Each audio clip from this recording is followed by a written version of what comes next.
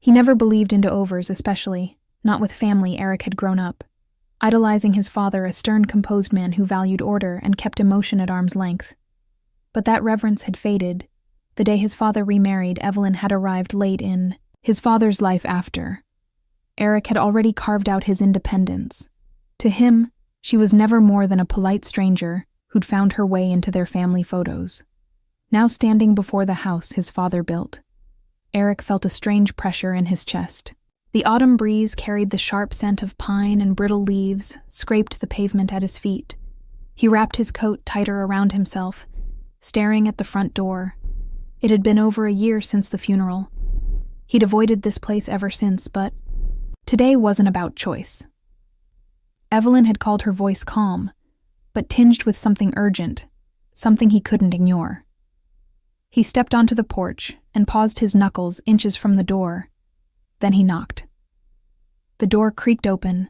Almost instantly, Evelyn stood there, unchanged, elegant, but with a weary kind of beauty, like a painting faded by years of sun.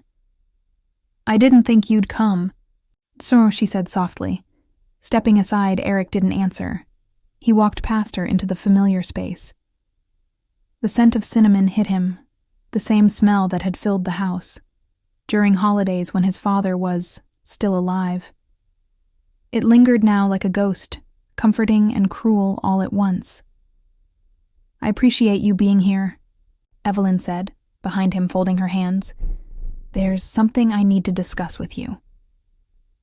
"If this is about the property," I interrupted, "I've told you already I don't want anything from it. It's not about ownership," she said gently. "It's about honoring what he wanted." He stiffened his will, number his request. "Before he passed, he asked me to keep this house as a home, not just a structure. He wanted it full of life, not left to wither."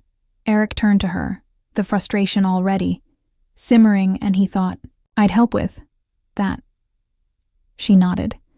He believed we could try, that maybe time had softened the edges between us.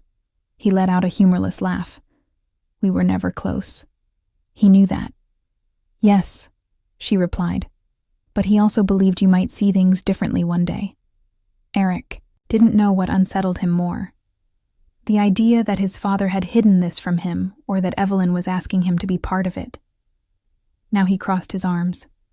"Why now?" "Because I can't do it alone. And because I think he was right. We owe it to him, to try." Something in her tone stopped him. It wasn't pleading. It was quiet conviction. She wasn't just asking for help. She was offering a bridge.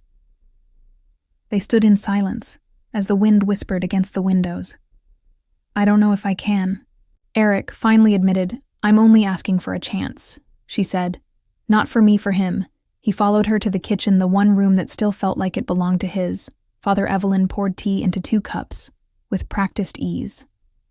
Everything she did carried a kind of stillness, as if she moved carefully to keep from disturbing what was gone. She placed a cup in front of him. "He wrote you a letter, asked me to give it to you." Eric hesitated, then took the envelope from her hand. The handwriting was bold and deliberate. Undeniably his father's Eric. "I know you carry resentment, and I know I played a part in that. I never meant for Evelyn to take anyone's place. I just needed a piece of joy again.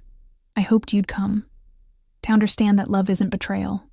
It's a second chance. Please take care of her. Not because you have to, but because she's worth it." Eric swallowed hard, think blurring slightly as he lowered the letter. It wasn't just an apology. It was a confession. One, his father had never spoken, aloud. "I never wanted to come between you two," Evelyn said softly. "You didn't," he said, voice rough. "I just thought accepting you meant letting goof my mom completely. Her expressions often love doesn't erase what came, before it just makes space for what's still possible." The heaviness in Eric's chest loosened just slightly. "I want to help," he said quietly. "With the house, with all of it." Evelyn's eyes glistened, but her smile was gentle. "I'd like that." In the weeks that followed, Eric stayed. He painted walls, repaired, Broken floorboards sifted through, old boxes filled with forgotten stories. The house changed, and so did he. It no longer felt like a burden. It felt like rebuilding. One night he found Evelyn, sitting on the porch staring up at the stars.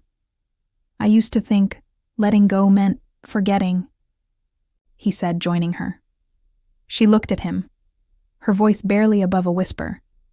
"Letting go just means making space for what comes next." Eric nodded. He finally understood his father's real legacy wasn't the house. It was the invitation to start again together.